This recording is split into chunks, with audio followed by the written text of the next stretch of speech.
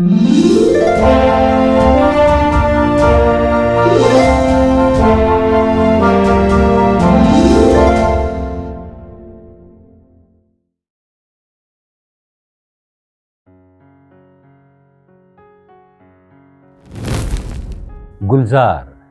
लेखक अक्षय संत।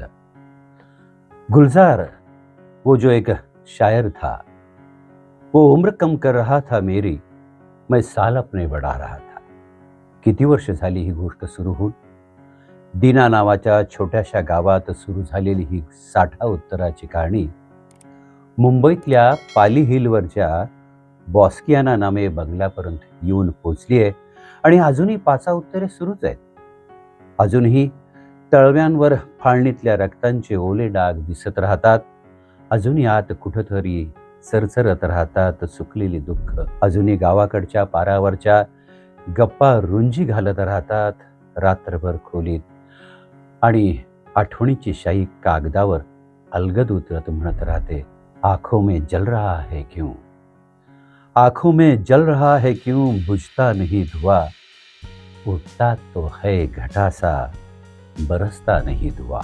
किंवा यही कहीं शब काटेंगे, चिलम चटाई बाटेंगे, चल दुआ उडा के झूम.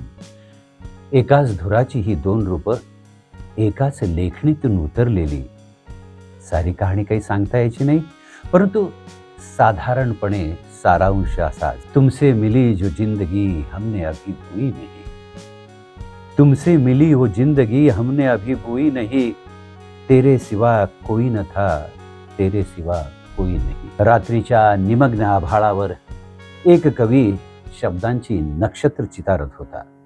अलवार बोटांनी एक एक चांदणी कोरल्यासारखा एकेका शब्दांची उन्मुक्त पखरण करत जाणारा कवी मनातली अव्यक्त मनोगत उल्का बनून कोसळत होती.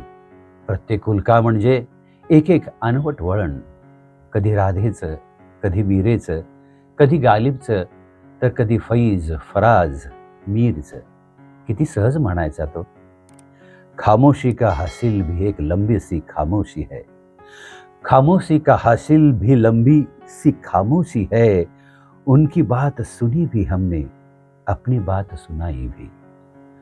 पानगडीतल्या पानांचे अस्फुट श्वास ऐकायला मनही तितकंच कोवळं असावं लागतं, पण त्याची घडणच काहीतरी वेगळी होती.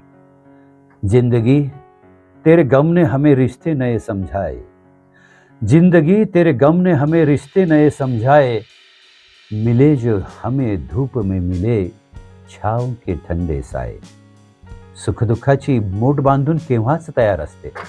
प्रवास सुरूच असतो शब्दांचा, वेदनेचा, संवेदनेचा आणि अर्थात समवेदनेचाही. मीना कुमारी सिर से पांव तक बस एक दिल थी, असं म्हणणारा तो स्वतःही सिर से पांव तक दिलच होता.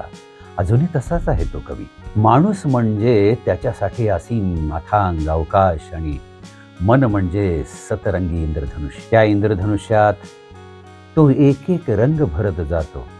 मध्येच एखाद्या पिंपळावर घुसावतो, क्षणभर मागे वळून पाहतो, तर धुक्यात हरवलेली एक तरंगती पायवाट दिसत राहते, खोल खोल उतरणारी आणि अचानक वळणारी. त्याच्या चेहऱ्यावर एक निरागस समजूतदार हसू उमटतं. एक दूर से आती है, एक दूर से आती है, पास आके पलटती है, एक राह अकेली सी रुकती है न चलती है. प्रवास अजूनही सुरूच आहे. वाटेत अनेक काफिले भेटतात, काही क्षण साथ देतात आणि पुन्हा आपापल्या मार्गाने मार्गस्थ होतात. तो मात्र अजूनही चालतोच आहे, आपल्याच नादात, आपल्याच संवादात. वाट नेईल तिथं, वाट जाईल तिथं. कधी फुरसत के रात दिन शोधत, तर कधी स्वतःलाच समजवत. दिल कभी सीधी राह चला है, दिल कभी सीधी राह चला है, मोड मुडे तो मुड जाने दो. धन्यवाद. वल्लरी प्रोडक्शनचं हे यूट्यूब चॅनल नक्की लाईक करा, शेअर करा आणि सबस्क्राईब करा. आणि हो, बेल आयकॉन दाबायला विसरू नका.